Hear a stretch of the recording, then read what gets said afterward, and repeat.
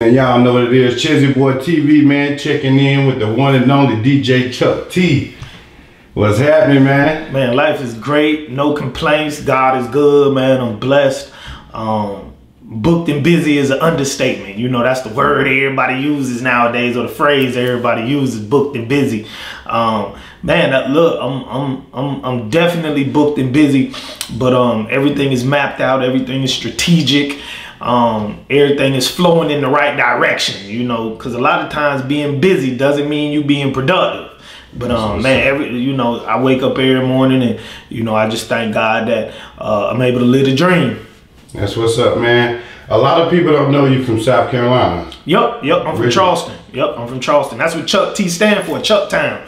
You know, naturally growing up in the city, it's common knowledge, all right? But you're right, a lot of people have no idea that the Chuck T derives from Chucktown. You know, when I first started DJing, you know, DJing sort of fell into my lap. So I didn't have a name. So all the promoters and the club owners, they just used to call me Chucktown. So they used to call me, hey, Chucktown, I know you ain't doing shit tonight. Come out here, rock with us in the country, man. Chucktown, I know you sitting at home, goddamn beating your meat. Man, come DJ for me, bro. You know, and then, you know, at that time, I was just a backup DJ. I was just a fill-in DJ.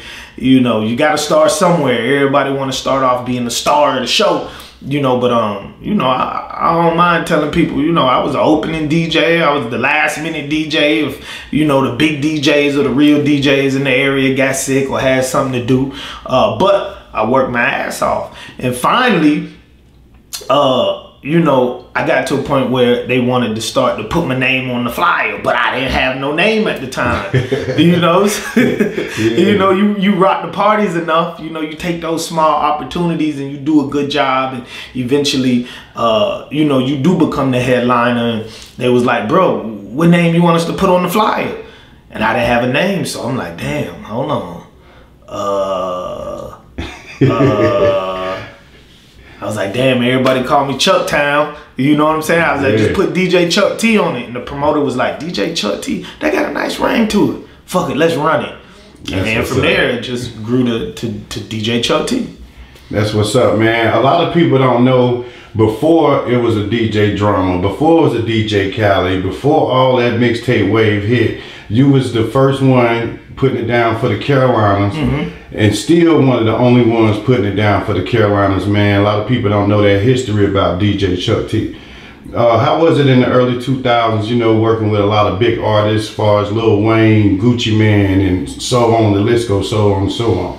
Man, I'm gonna be honest with you, those were amazing times. Like, those were great times. You know, naturally, the money was good. You know, shit, a lot of us DJs, mixtape DJs who were popping back then, we still spending money, you know, that we made from back then. A lot of us are still living off the reputations that we made from back then. It's going to be hard for a lot of these newer DJs to replicate that or duplicate that or just have that type of longevity because of the internet. You know, building those personal relationships, actually being in the studio with people, being on the road and on tour with people, being at music conferences and all of these different award shows and you know, meet and greets and just the overall networking opportunities that were given to us back then to actually reach out and touch these artists and shake their hand and have real conversations with them. You know, that's where real relationships are built. And you hear all the time, this game is based on relationships, and it really is. That's why it's so hard for a lot of these younger DJs to come up, because it's hard. First off, it's hard for them to even get in contact with people because the internet has made things so cluttered and clouded. But then once you get in contact with them, you know, it's not personal. It's very impersonal. So there's no obligation, there's no friendship, there's no relationship, there's no camaraderie. You know, back then, man, it was love. You know, you used to be able to drive to Atlanta and just pull up on these artists in the studio, or, you know, at their crib, at shows. You know, everybody was like, yeah, come fuck with me. I'm over here at this place. I'm over here at that place. You know, you could just call somebody, man, what you got going on? I'm in the city today. Oh, I'm out here. Come rock with me. Or, oh, I'm at the crib. Come rock with me. So you build quality relationships back then, and you really get to know people and know their family and see their personalities. And you know, nowadays it's hard to do that because of the internet. The internet has made a lot of things easier, but it's made a lot of things harder. You know, and man, just being from South Carolina, to be honest with you, it made it easier. A lot of people would beg to differ. They feel like, you know, if I go to Atlanta, if I go to New York, if I go to Miami, if I go to Houston, if I go to LA, things are going to be easier for me. And that's not necessarily true. What a lot of people don't understand and didn't, well, we understood it back then. A lot of people don't understand it now, is that the Carolinas is a consumer market. So everyone wants to get here so that they can sell whatever product they're trying to sell to the consumers. Places like Atlanta, New York, Miami, LA, when it comes to music and entertainment, they're producer markets. People go there to actually make the products. Right. But when you start talking about money and you start talking about the consumers, the Carolinas is one of the biggest consumer markets. So everybody was trying to get in to the Carolinas back then. The Carolinas has, and we still do have, the biggest concentration of urban and R&B radio stations. No other place on the globe, well, really in the United States, has more urban and urban AC or R&B radio stations than the Carolinas. That's what's up. I didn't even know that. We have the most HBCUs, more than any other place in the United States, and we have the biggest military bases and the highest concentration of big military bases. So you're talking about colleges, you're talking about the radio stations, you're talking about the military. These are all places where people are huge consumers of music and entertainment. Right. And then you're able to come here and you don't got to go too many different places. You don't got to drive too far. Everything is right here in the Carolinas. That's why you'll see these new artists. They'll hit Greenville, Charlotte, Raleigh, Columbia, Charleston, Myrtle Beach, New Bern, Fayetteville, Rocky Mount. And then they'll come right back and do it all over again. Right. You know what I'm saying? They'll come right back, do it all over again. You got artists like money. Yeah, artists like Waka Flocka, Rich Homie Quan, like they've been on record saying, you know, the Carolinas is where they get the majority of their bag at. Mm-hmm. You know, when they were first starting to come up, a lot of the big music managers, they'll tell you the same thing. Like, bro, we do them runs in the Carolinas, bro. You know, so a lot of artists came to me. You know, I feel like we run to these artists so much. We run to these labels so much. And all you got to do is get hot here, get big here. They'll come to you because they need us. Right. You know, we're the consumers. And as DJs, we feed the consumers. And man, you got to think, I was moving anywhere between 5,000 to 7,000 mixtapes a month, and it was out the trunk, out the trunk, and shipping them out. Yep. Man, because I know at a young age, you know, I had to be like 16, 17 before I ever even had a clue who you was. You know, we was riding around bumping your mixtapes in the early 2000s. Exactly. You know, I saw a need for it. You know, I came into the game as a rapper. I didn't come into the game as a DJ. So I started off rapping. People don't know that though. Yeah, me and my partners, we had a record label, which I still run today, Port City Productions, PCP. Me, my brothers, and my partners, we got together and we started a record label. Me and my brother were rapping. My two partners, the big homies, they was running the business side of it, and we put out an album called 843 Ballers. You can actually go on YouTube and listen to it. It's called PCP 843 Ballers, man. I was like 18 years old when I recorded it, and I definitely sound like it. So that was had to be like in the early 90s. That was 98, 99. 98, 99. That was 98, 99. Okay. I did it fresh out of high school. I had just graduated, and man, I remember I I had a choice to either go to Myrtle Beach for Bike Week or go to the studio and finish the album. And I was like, man, it's graduation. Everybody going to Myrtle Beach, man. You know, goddamn. And look, and the big homies was like, shit, you gonna get all of that plus more when you get you a name. You know, and I still tell that to a lot of artists these days. They go chasing so much. All they want to do is chase the money and chase the clothes. Well, not the money. I wish they would chase the money. They want to chase the image, and they want to chase the girls, and they want to buy the designer shit. They want the look. They want the clout. But what they don't understand is all that stuff comes to you when you get the success. It comes to you. Right. You don't gotta go get it. The designers come to you. They want you to, they pay you to wear the designers. You know what I'm saying? The car companies, they give you the cars. They want you to drive them and put it on the internet. The females come to you. You don't gotta go to them. Right. You know, you just gotta get the success. You gotta invest in the success. So I ended up skipping going to Myrtle Beach Bike Week. I went in the studio, finished up the album. We ended up dropping the album the following year, probably around about 5-6 months later in 2000. It was called 843 Ballers, PCP, 843 Ballers. And man, when I tell you it took off, we was selling CDs out the trunk. We was getting crazy paper. Back then, you had record stores everywhere. So we was I remember Willie's. Yeah, here in Charlotte. Places like that. You had Willie's, you had Manifest, you had Mr. Freeze's. Man, all that here in Charlotte, man. We used to come up here, put our CDs in the store. Do you miss some of those stores?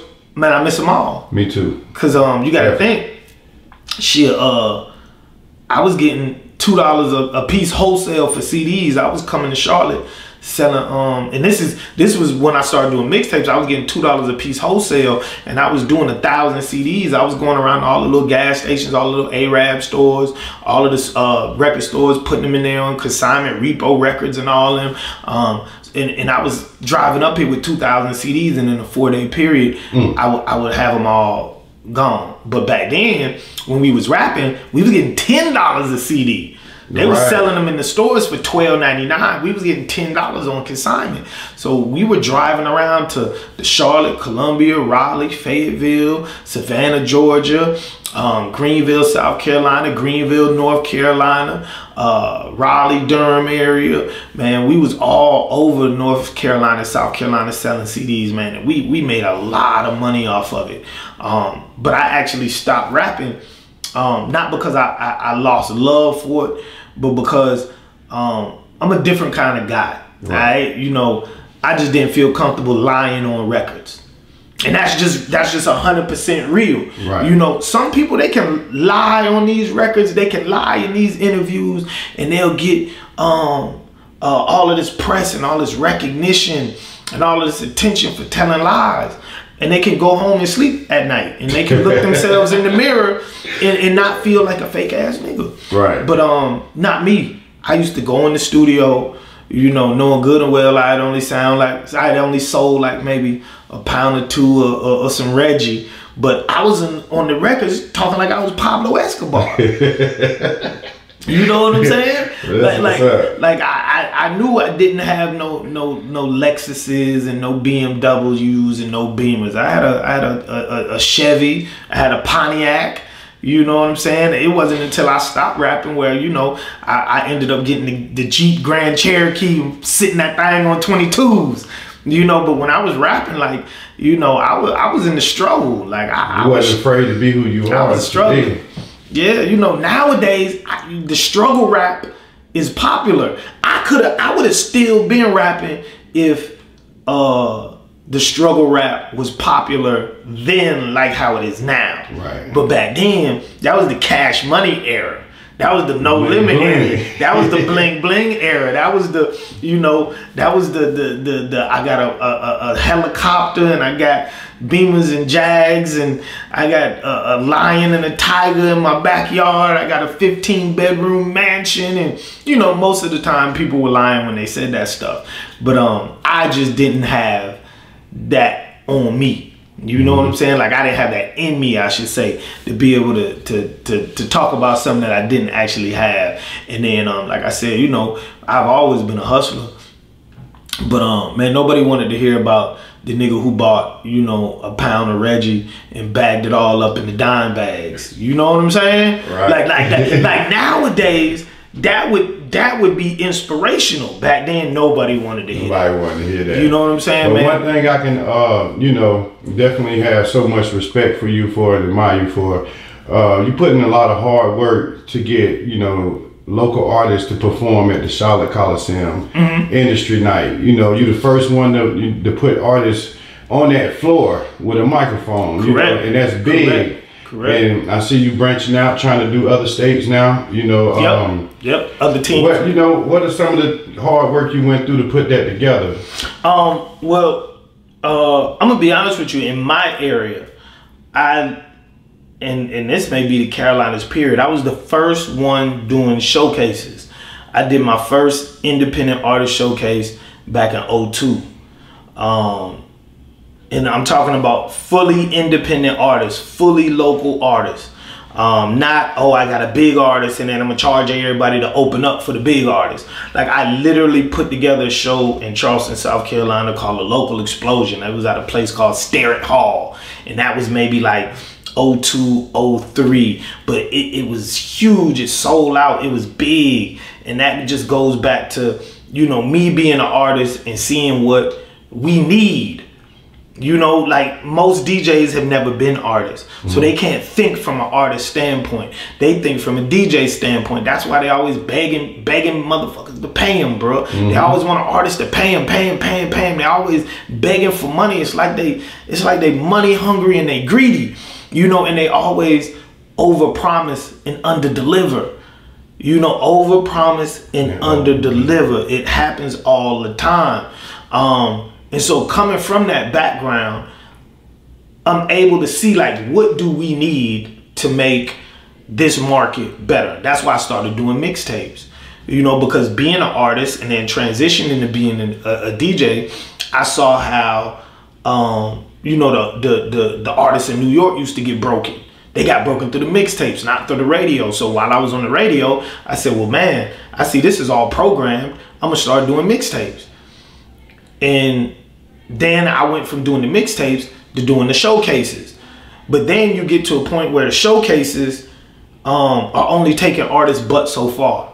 Right. So now what's the next step? All right. What is the next possible thing I can do besides mixtapes, besides showcases, to help an artist elevate their career? And with the situation with the Hornets, with Music Industry Night, you know, we sort of realized that music conferences were dying. Right. All right. Music conferences were dying. Here in the Carolinas, it was really, really hard for these artists to get a glimpse of what the industry was really like. You know, you got people like me who've been in the industry, but these artists, they want to hear, what do the labels actually want from somebody who works at a label? Right. All right. And then once I've performed at all of the clubs in Charlotte, all of the venues, what's the next biggest place I can go? The Spectrum Center. Right. All right. Here in the Carolinas. That's the biggest. Yes. That's the biggest here in the Carolinas. In the Carolinas. Exactly. Period. Where is the next place I can go? So I ended up getting an invitation to do Music Industry Night with the Charlotte Hornets. The Hornets had their idea of what they wanted. And when I sat down with them, I changed their whole idea, their whole premise of what Music Industry Night was. And I turned it into a music conference with performances. Because I knew that's what the artists needed. I knew that's why they brought me in. You know what I'm saying? They could have done it themselves. You know, they could have definitely done it themselves, but they wanted somebody who was in touch with the music scene, who was genuine, who was a part of the culture, who was part of the fabric, you know, of not just Charlotte music culture, but music culture in the Carolinas and music culture, period, the hip hop culture, period, to advise them. And I went from having an advisory role to actually running the night. The night is mine. You know what I'm saying? And shout out to Shelby Palubiak. Shout out to my man Barry with Free Noise. They're the ones who actually put it all together. And man, they were gracious enough to give it to me and move out the way. You know what I'm saying? Like, bro, you look, because you know people would try to gatekeep. People would try to hold on to every last single aspect of something. They'll never move out the way. Man. Yeah, they put it in the right hands. Yeah. They definitely put it in the right hands, man. And I definitely support it, man. And you know, I reached out to you. Actually, can I be a part of the media crew? But I couldn't make it. And we communicated. And you know, I still love to be a part of that. Man, definitely, anytime, man. This is something that I do for us. Right. You know, true, it's something that makes me money. I ain't about to sit here and act like I do the shit for free. Right. You know, shit, I got kids and bills and you know, expenses like everybody else. These people from these labels, they're not coming here for free. I gotta cover expenses. You know, I gotta cover hotels and flights, and you know, I got marketing and promotional stuff that I gotta pay for. And then I don't do this work for free anyway. That's how I pay my bills. Right. But the money is not the motive. There's a lot of things that I do where the money is the motive. I'm doing this so I can get some cake. I'm not doing this for free. I'm not doing this for cheap.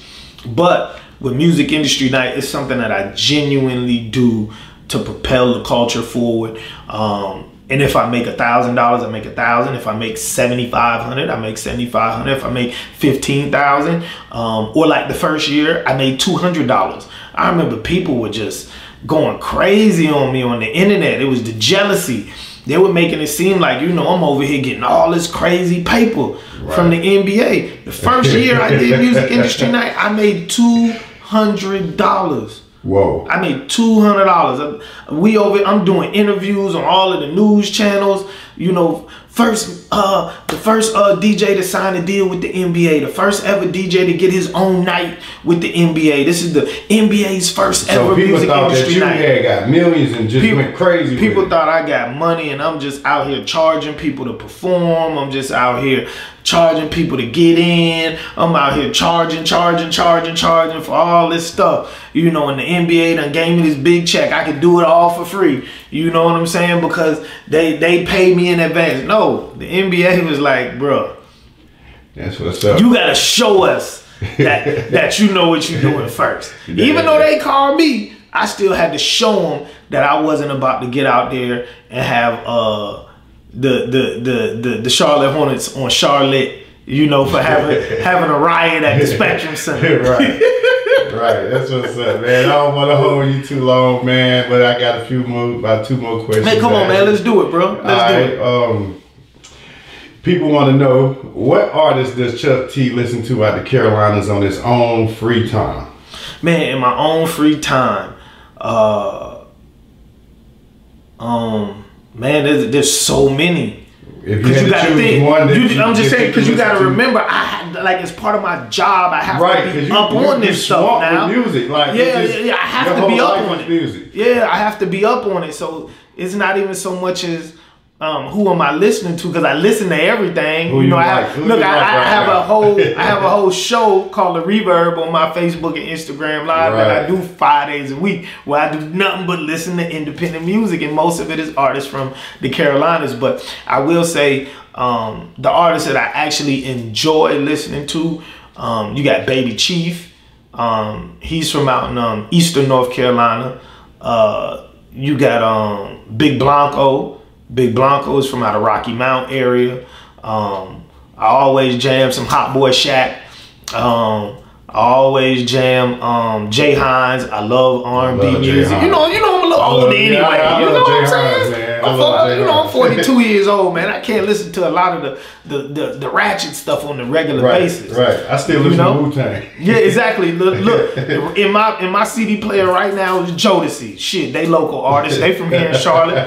And my CD player right now is Jodeci. So if you really want to be real with artists from the Carolinas in my bumper, Jodeci.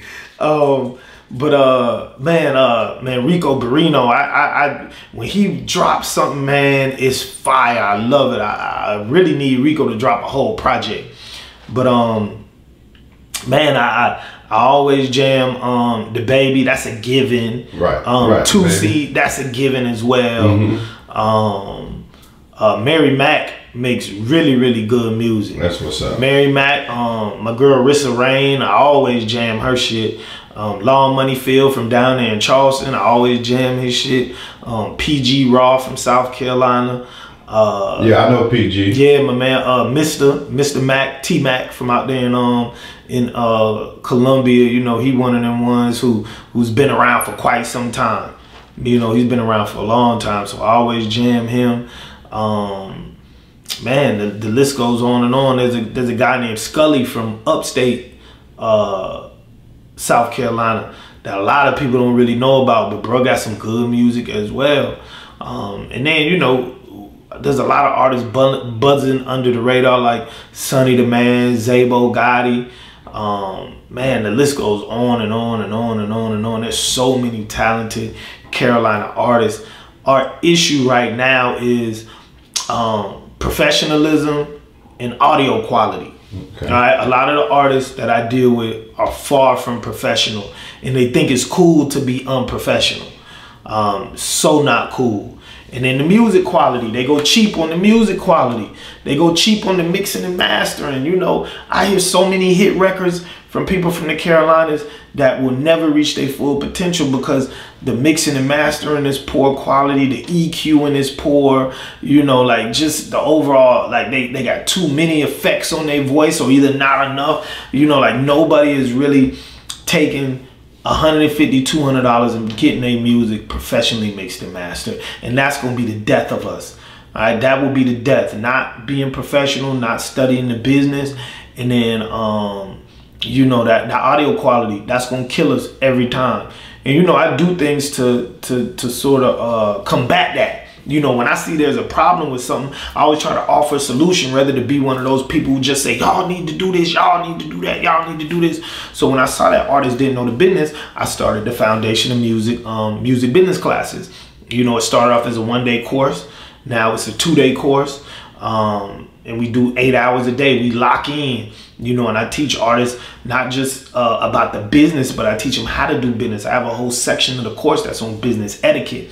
And then for the audio quality, you know, I work with a lot of studios around here to sort of bring exposure to the fact that these studios are going to give you that good quality.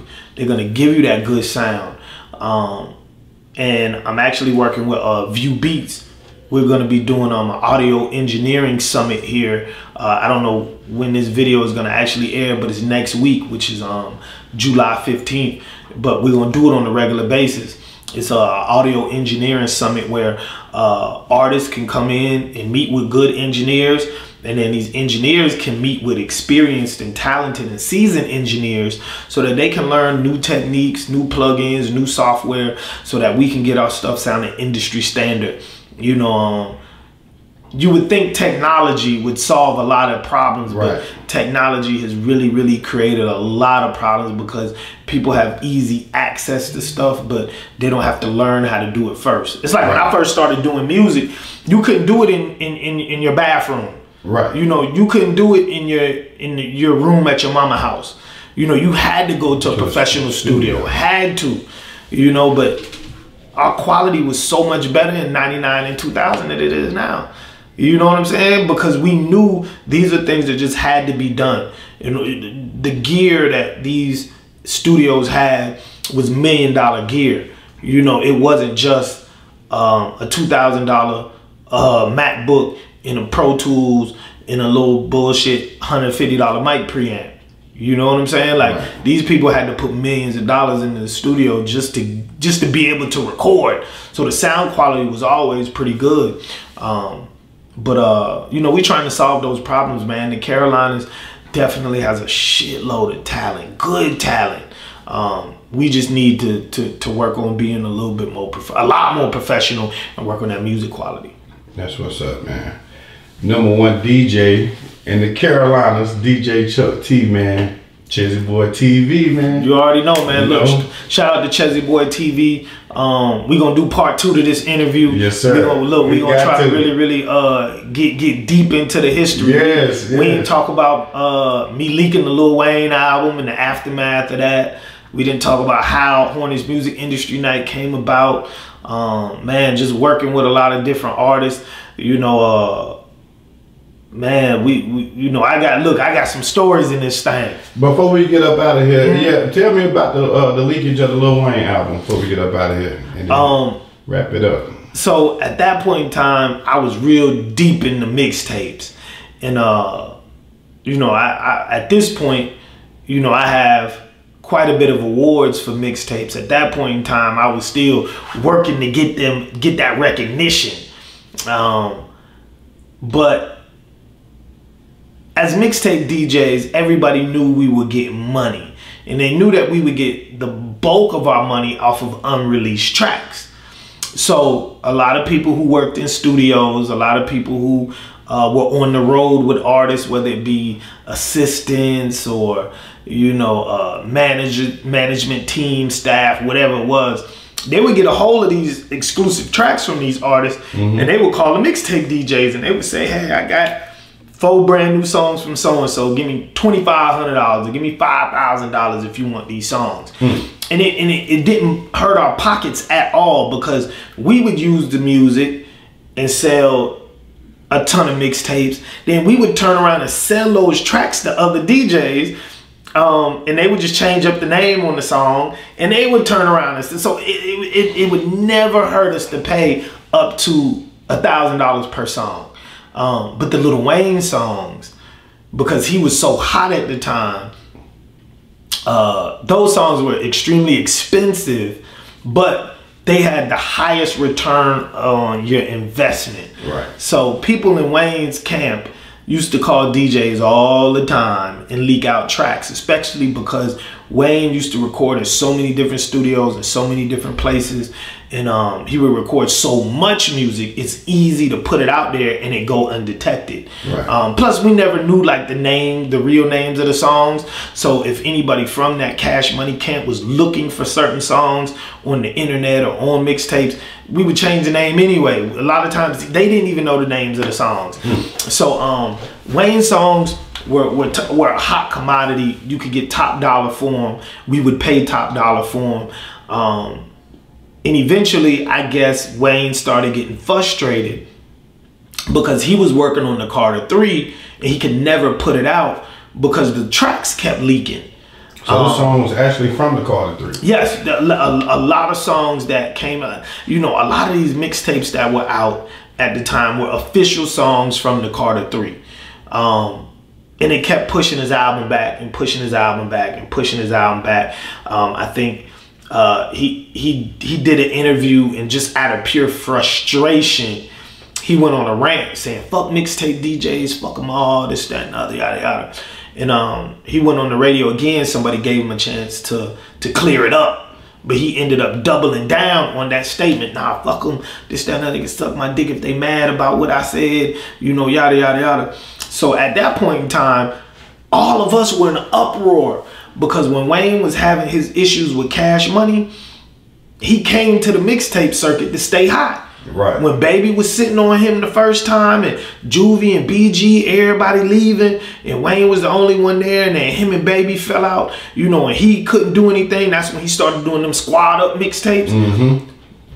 We saved the boy career. Mixtapes and mixtape DJs saved his career, kept him hot, kept him relevant. So a lot of us just really felt attacked. We felt betrayed. You know what I'm saying? We really felt like, yo, a lot of these artists are popping right now because of us. You know, like, it's just utter disrespect. You know, we had conference calls about it. We went all the chat rooms talking crazy. You know, and I'm sitting here like, everybody's talking, ain't nobody doing anything about it. So I ended up getting my hands on the official release of the Carte 3. A lot of us did. It wasn't like I just so happened to have something that was special to me. Right. A lot of people in the industry had that album, but it was only available to us, because back then they used to send out the albums early for reviews. You know, whether you worked at a magazine or you were at a media outlet.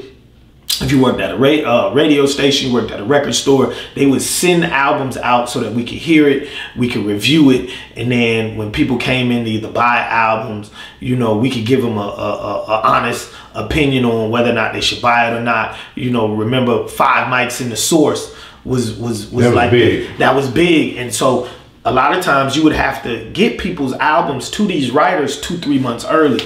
So I had the album super early, but it wasn't until he really made them crazy comments and then doubled down on them, and we was just all trying to figure out what are we gonna do, because you know he making us all look crazy right now. And I said to myself, man, fuck it, I'm gonna leak the album. And I talked to a few people about it, and they was like, bro, do not do that shit. That's gonna be the end of your career, bro.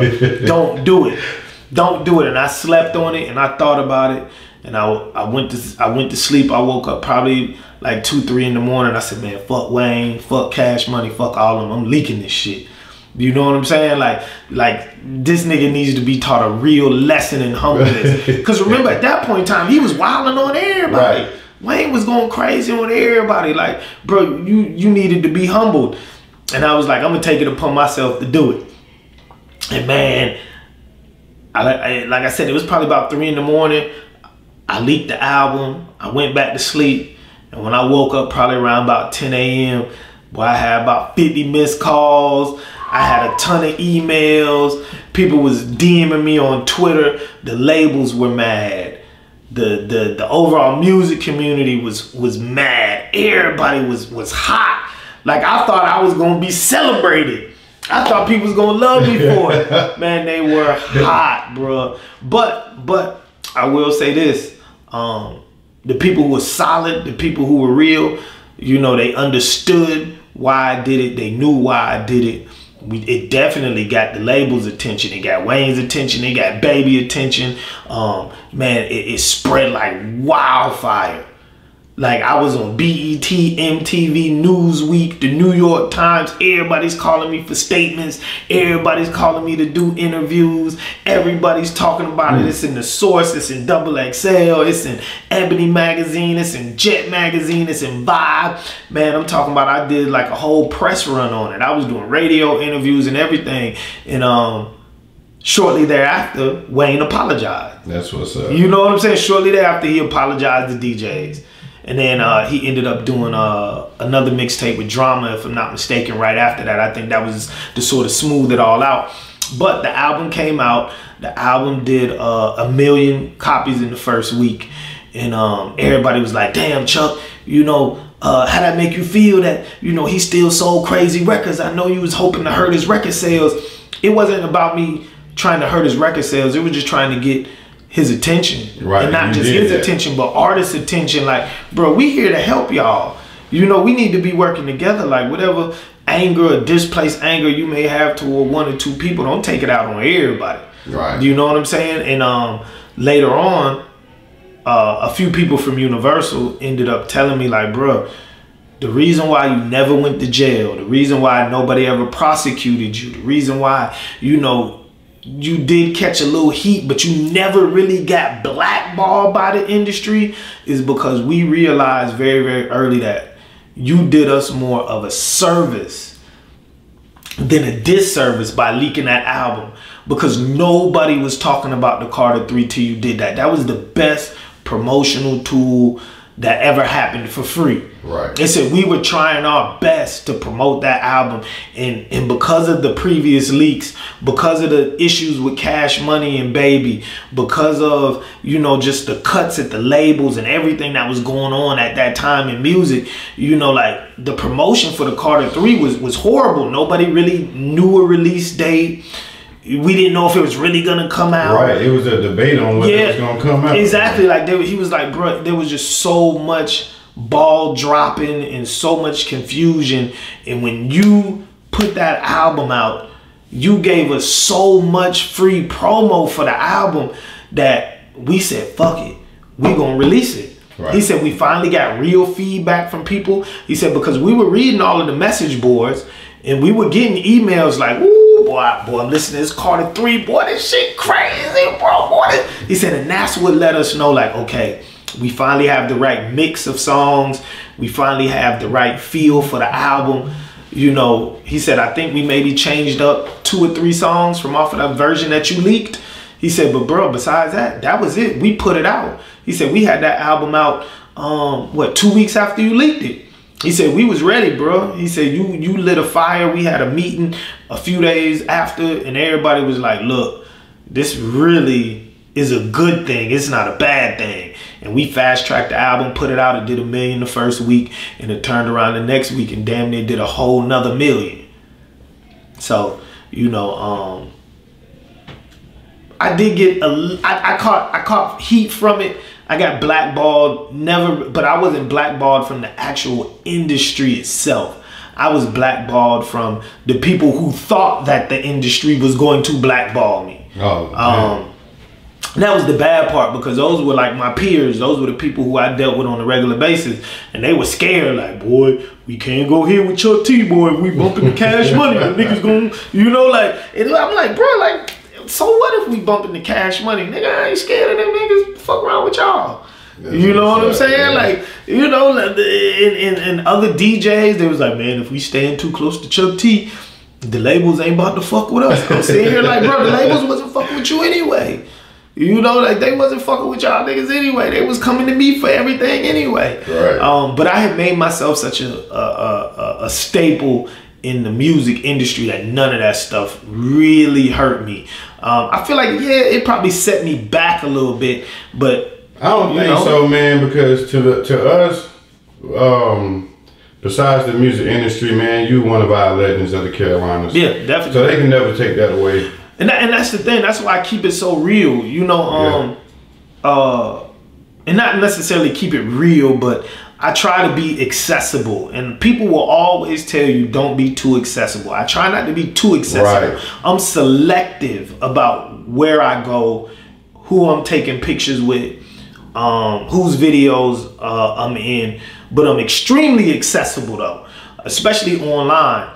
And I tell a lot of these artists, you know, when y'all make these comments and y'all want to have these debates about artists versus DJs and things of that nature, the one person who will always be in that debate and is always going to talk to you is me. The rest of these DJs, you don't get a comment from. They don't give you a like. They don't give you a share. They don't give you no insight. They ignore the shit out of y'all.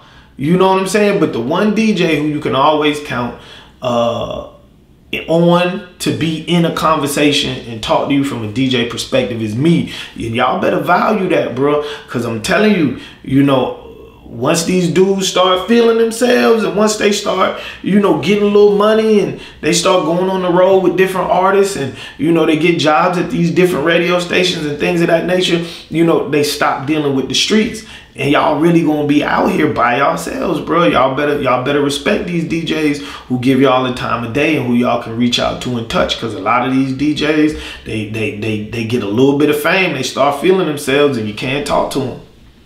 Man, that's what's up, man. I really enjoyed this today, man. You could have been anywhere in the world, but you're here with Chezzy Boy TV. Man, definitely, man. You took your time out of your morning. You could have still been asleep from hanging out last night. Look, you already know, man. But you know, this is what it's all about. It's about relationships. Right. You know what I'm saying?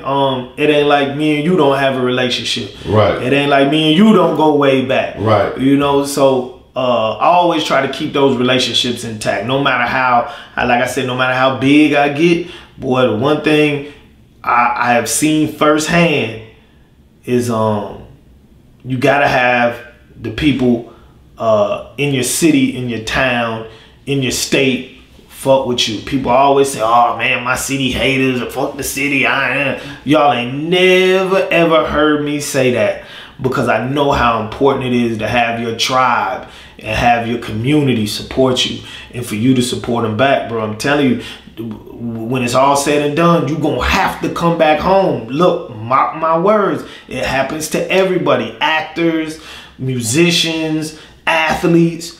When the lights go off and that glitz and glamour starts to die down and the hype die down, you gotta come back home. And when you come back home, man, you wanna always be able to have your face clean. That's what's up, man. I appreciate everything, man. DJ Chuck T. Signing off, Chuck T for Chezzy Boy TV. That's what's up. Hey.